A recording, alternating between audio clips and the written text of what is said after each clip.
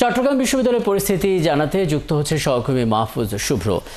মাহফুজ শুভ্র, সবকিছু দেখে আসলে কি মনে হচ্ছে বিশ্ববিদ্যালয় পক্ষ থেকে যে প্রত্যাশা করা হচ্ছিল শতভাগ উপস্থিতি নিয়ে পরীক্ষা হবে বৃহস্পতিবার, মানে আদৌ সেটা সম্ভব কিনা, এবং এখন পর্যন্ত আসলে প্রক্টোরিয়াল বডির দিক থেকে কোনো বক্তব্য এসেছে কিনা, যেহেতু 24 ঘন্টা সময় বেঁধে দেওয়া হয়েছে, সবকিছু মিলে কি দেখছেন আসলে?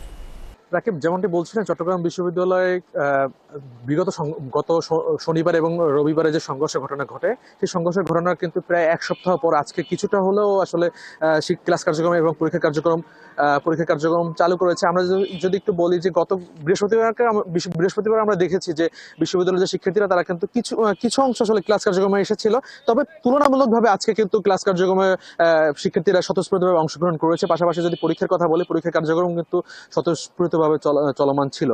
পাশাপাশি যে সংঘর্ষের ঘটনাটা ঘটেছিল গত শনিবার এবং রবিবার, সেই সংঘর্ষের ঘটনার পর থেকে কিন্তু বিশ্ববিদ্যালয়ে কিছুটা উত্তপ্ত পরিবেশ বিরাজ করছিল। পাশাপাশি হলো শিক্ষার্থীরা বিভিন্ন ব্যানারে বিভিন্ন ভাবে তারা বিভিন্ন দাবি নিয়ে আন্দোলন করছিল। এর প্রেক্ষিতে আজকেও কিন্তু প্রায় চতুর্মুখী আন্দোলন হয়েছে এবং 4টি গ্রুপ এখানে আন্দোলন করছে। যদি আমরা বলি স্পেসিফিকলি, সেখানে ছাত্রদল ছিল, পাশাপাশি হলো অধিকার সচেতন শিক্ষার্থীবৃন্দর ব্যানারে আন্দোলন হয়েছে, ইতিহাস বিভাগের শিক্ষার্থীরা আন্দোলন করেছে, দর্শন বিভাগের শিক্ষার্থীরা আন্দোলন করেছে।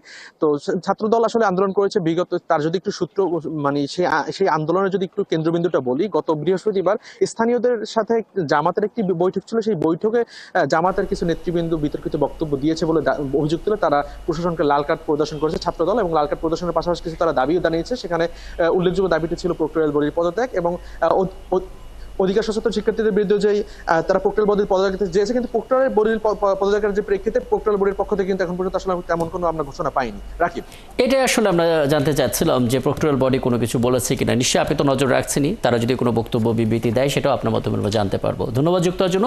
সহকর্মী মাহফুজ শুভ্র আমাদের সঙ্গে যুক্ত হয়েছিলেন, বলছিলেন চট্টগ্রাম বিশ্ববিদ্যালয় থেকে।